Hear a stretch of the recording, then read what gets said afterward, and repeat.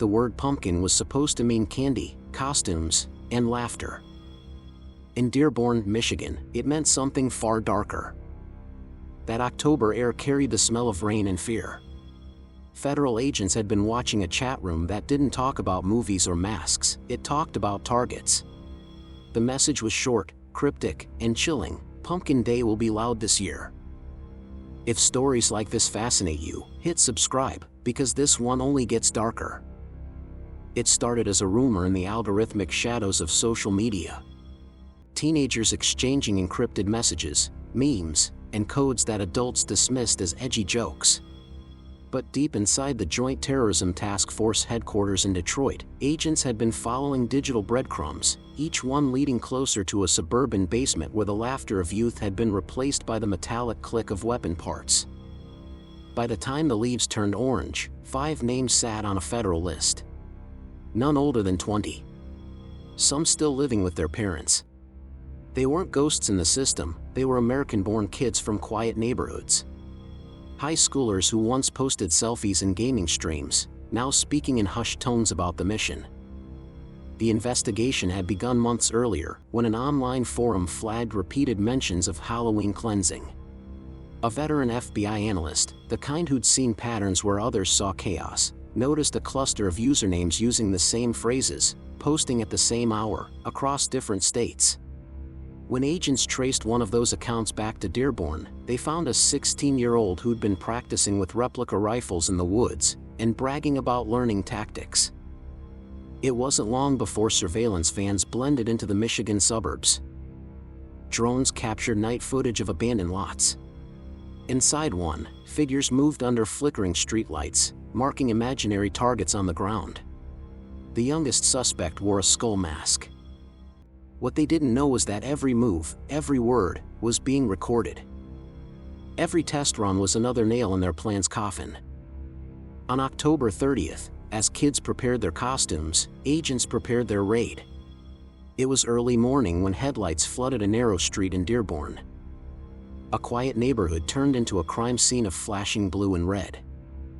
Neighbors peeked through curtains. They didn't see monsters. They saw teenagers in handcuffs, wide-eyed, trembling, still half asleep. Inside the basement, agents found homemade notes about timing, crowds, and Pumpkin Day. A digital device lay open on the desk, chat messages still active with contacts yet to be identified.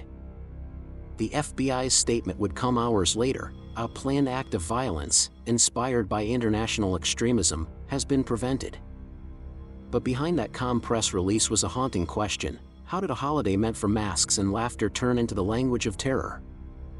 And somewhere in a sealed evidence room, one message still blinked on a confiscated phone: tomorrow, everything changes. The agents knew that wasn't a bluff.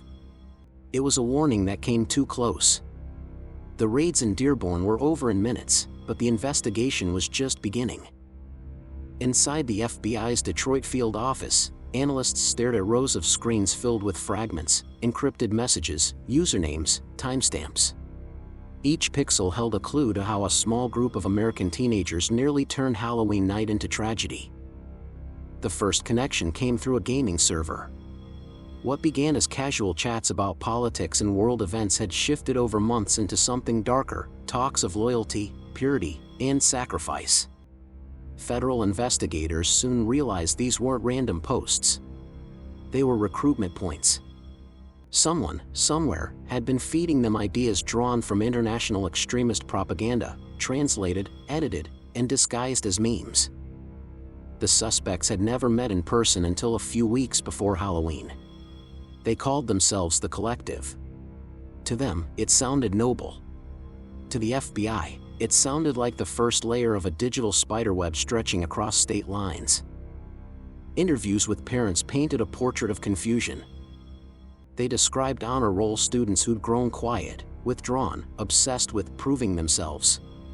One father said his son had become convinced America needed a wake-up call. The agents listened, wrote, and compared notes. None of it made sense until they found the link: a private encrypted channel where a user calling himself teacher sent instructions, inspirational quotes, and videos about fighting back. That account was traced to an overseas IP address known for circulating extremist content. It was the missing piece the FBI needed.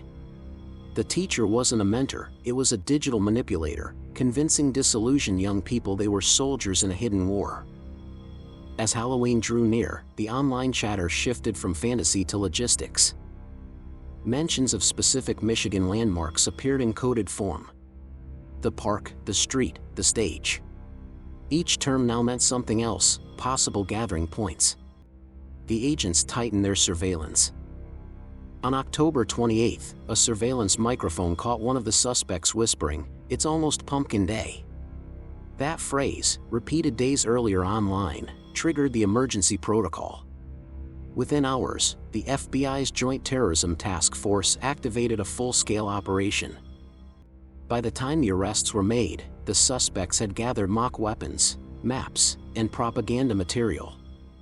There were no explosives, no functional firearms, but the intent was undeniable.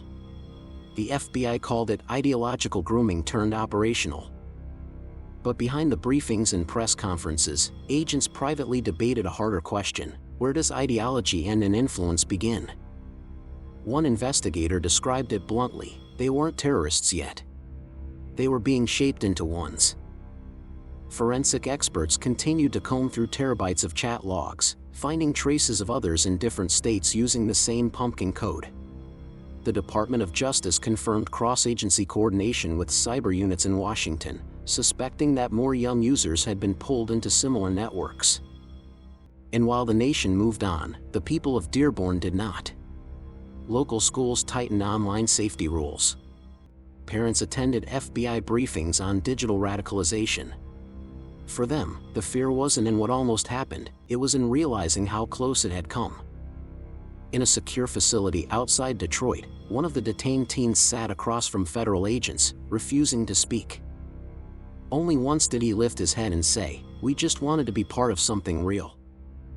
It was the kind of line that haunted investigators, because it revealed the truth no one wanted to face: the next Pumpkin Day might not come from a foreign threat, but from another quiet American suburb. When the headlines faded and the cameras left Dearborn, the real work began behind locked doors. Federal prosecutors met with the families of the detained teenagers, some in disbelief, others angry, all broken by what they'd learned.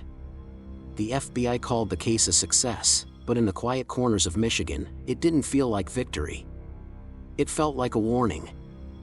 In the weeks that followed, agents built their case piece by piece. Thousands of chat logs, training videos, and encrypted files were analyzed. The Justice Department decided to charge 2 of the suspects as adults. The others, still minors, faced juvenile proceedings under federal supervision. Each was assigned a public defender and a psychologist. The goal wasn't just punishment, it was prevention. For the first time, the public got a glimpse into the radicalization process that had unfolded online.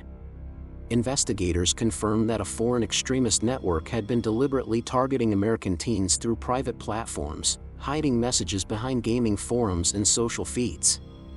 They used humor first, fear second, and ideology last. It was manipulation disguised as belonging. One FBI agent described it in testimony: they weren't plotting out of hate. They were searching for meaning, and someone gave it to them in the wrong language. The story spread across the country. Michigan's governor publicly praised law enforcement, while parents in every state began asking new questions about what their children were seeing online. Schools added cyber awareness programs. Local churches and mosques held community meetings. What could have been a tragedy instead became a turning point. But for those inside the system, the psychological toll was deeper. The 16-year-old who once called himself the Voice broke down in court, saying he never understood the consequences. "It was all online," he said quietly. "I didn't think it was real." A federal judge replied, "That's the problem. None of you thought it was real until it almost was." In the following months, 3 of the 5 suspects were placed into rehabilitation programs, monitored by psychologists and digital behavior experts. They were given new identities and strict online restrictions. The others remained in custody as their trials moved forward. Behind the scenes, the FBI expanded its digital monitoring units, creating new teams to track extremist language patterns before they reached vulnerable minds. One of the lead agents later told reporters, "We didn't just stop a plot. We saw how the next generation could be weaponized without ever leaving their bedrooms." Halloween came again a year later. The streets of Dearborn were full of children in costumes, laughter echoing through neighborhoods that once held only silence. But there were more patrol cars this time, more parents walking close behind. Somewhere in an evidence locker sat a phone still displaying that final message, "Tomorrow, everything changes." It served as a reminder that the danger hadn't disappeared, it had only gone underground. The case became a study in modern radicalization, a symbol of how fast darkness can spread in the age of connection. And for the agents who worked those long nights, the question remained, how many more pumpkin days are waiting to be discovered before the sirens start again? If you think this story was intense, the next one will leave you speechless. Subscribe for more true crime stories that'll keep you on the edge of your seat.